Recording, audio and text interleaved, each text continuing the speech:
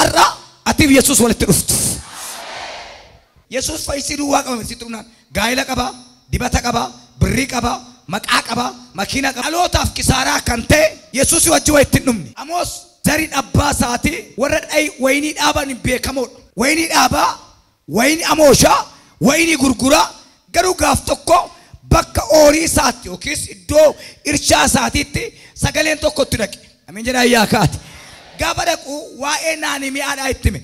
Waa'ee mana qulqullummaa Yerusaalemitti dubbate. Eessatti dhaabaa waynii keessattuu ni jiru. Gabareen keenya kan inni kassaree fi utuu sangaa camaduu gooftaan argine. Kisaara arge malee. Naggaadeen keenya makiinaa bitee gooftaan argine. Baankii arge maleessa. Tajaajilaan keenya uummata baay'ee akkasii arge bulluqa. Hangamni fayyinaa, hangamni jireenyaa dadhabaa keetti Yesuusa mul'atu. Anaan kaannattitu nama cina kee jiruun waan biraadhiis Yesuus wajji wal argii jedhe. Yohaannis waa'ee Yesuus dhugaa ba'a. Guyyaa tokko keessaa guyyaa tokko waa'ee jireenya isaatti dubbatee hin beeku. Ani isaan gadiidha. Yohaannis nama rakkoo guddaa qabaa. Garuu waa'ee rakkina isaan dubbatu, waa'ee Yesuus dubbata. Akka itti fayyadu sitti himu dhukkuba keetti himin, dhukkubsataadha kaleen koo hin jedhin, fayyaadha kaleen koo jedhin. Utuu raajiin si bira hin ga'in sagaleen si biraa ga'u. Wangeela Yohaannis boqonnaa tokko lakkoofsa 29 borumtaa Yohaannis Yesuus gara isaa utuu dhufuu argee ilaa oolcha Waaqayyoo, ilaa namicha naggaadee sana hin jenne, ilaa mangistii dhufaa jiru hin jenne, ilaa oolcha Waaqayyoo isa cubbuu biyya lafaarra buudhe katuu daalala badiyaa har'a gadi baate ilaa Yesuusin ameen jedhaa yaakaati. Isaadhaaf abbaa malee na gargaare, isa dookterii malee na gargaare, mee ameen jedhaa yaakaati. Amma eenyuun agarsiisaa jira? Yesuusin agarsiisaa. Eenyu? Yohaannis. Yohaannis nama Yesuus waaqa.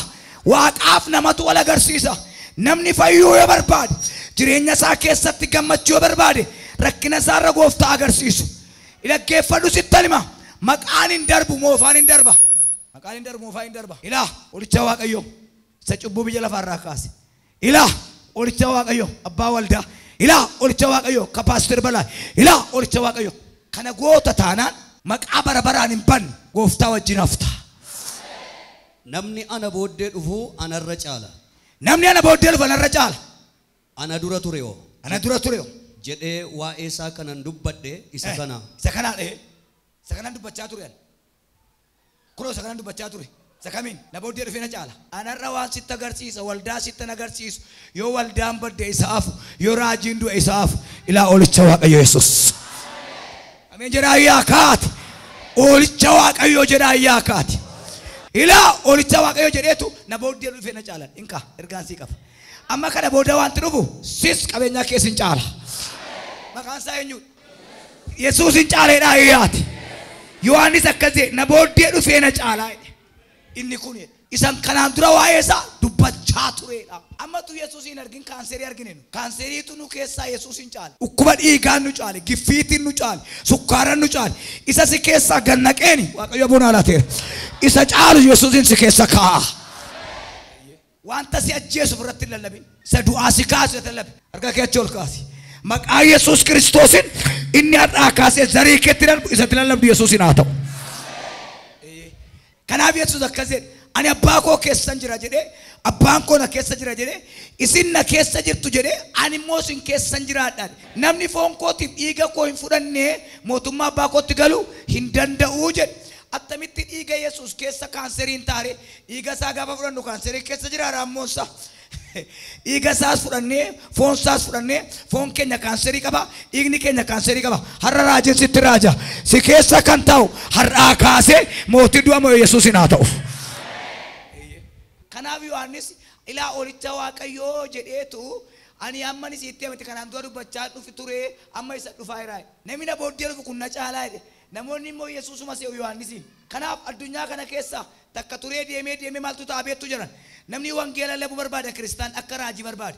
Raajiin kun hin hafaa beeka. Waaqayyoo hin hafaadha. Lubbuu kee hin hafa. Ergaa si qaba. Isa si dura dhufu isa si caalu itti agarsiiftee jennaan karaan namitti cufame siifis paartiidha. Karaa keenya kan cufe eessa nuti dubbannuudha beeka. Inni nuti haasofnu karaa keenya cufe. Gooftaa fayyina isaan lallabdu. Fayyuu keenya yoo attamitti beekame na beektu dhuga ba'umsa qabna. lafarratti dhugaa kan naabee waaqayyoo birattinis abbaa koo duratti dhusaaf dhugaa nan ba'aa jedhe. Mee guyyaadhuma tokko keessaa guyyaa tokko waaqayyoo sin ajjeesa dheen beeku namaan si dhiiseera. Attamitti fayyuun namaa beekamannaa jettan waan amma keessa jiran utuu hin ta'in waan boritti jiraatan beeku. Haala amma keessa jiru rakkisaa. Kanaaf Elsaa'i akkas jedhe duumessi hin jiru kan duumessaa'u qilleensi hin jiru kan qilleensaa'u waaqayyo garuu boolla kana maaliin guutaa bishaaniin guutaa. Waa'ee guutuu haasa'e malee waa'ee beelaa naasuun dhukkuba sodaannee gooftaa buluu hin dandeenyu. Gooftaa sodaannaan dhukkubni nurratti humna hin qabu. Dhukkuba sodaannaan fayyuu hin dandeenyu. Gooftaa sodaannaan garuu dhukkubni nurratti humna hin qabu. Nama cina kee jiru fixaan jira gooftaa sodaadhu jedhaa hiyyaati. Yohaannis oolicha waaqayyotti agarsiise na caalaa jedhe. Amma maaltu sin caalesinii? Mee maaltu caalaa jedhe? Natti himtu malee dhukkuba kaan natti caaleetti. Maaliif dhukkubni caala? Dhiiga isaa fudhannee foon isaa fudhannee dhiigni gooftaa foon gooftaa nu keessa jira. Maaliif caala? Yeroo tokko tokko naanna dhiba. Ijatu dhukkuba, mataa cabsaa, gurran malaa garuu qoricha garaatti liqimsina. Maal ta'a gurratti yoonanne?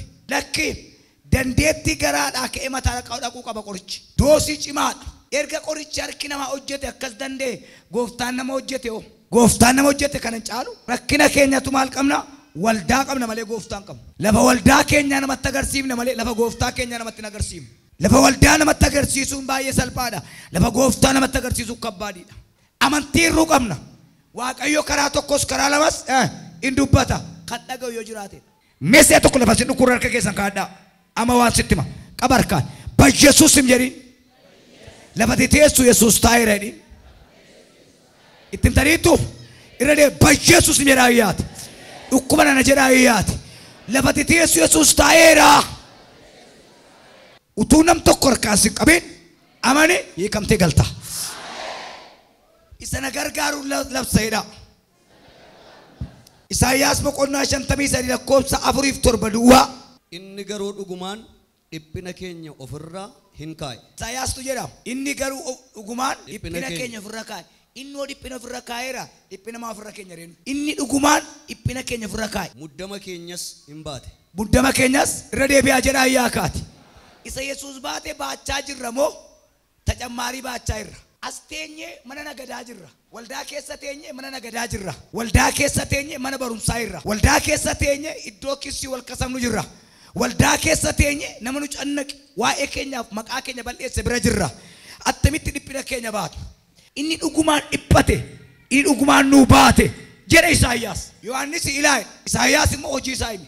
Waan biraa dhiphachaa irraare. Moo inni dhiphina keenya baate dhiphina gara biraa jiraare. Lafa deemtutti Yesuus fayyisaadha.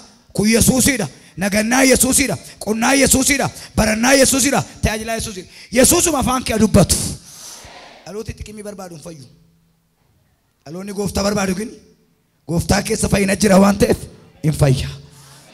Nama cina kee jiruun xiqqimii irra waaqa sii wayyaadhi. Jira irra deebi'aati. Ammas ergaan qaban. Garuu namni amma ammaatti beela malee quufan argin nama 7 taskertu. Jireenyaan beeloftaa, jiruun beeloftaa, hin teessuu, hin fiiddaa, galgalaa ganama hin boqottu. Har'aa kaafte, guyyaa har'aa kaafte waan xinnoo hojjette waan guddaa ta'a. Yoom utuma jettu hin duutu. Amma naa ta'eera jettee dhugaa baatanii waaqayyoodha.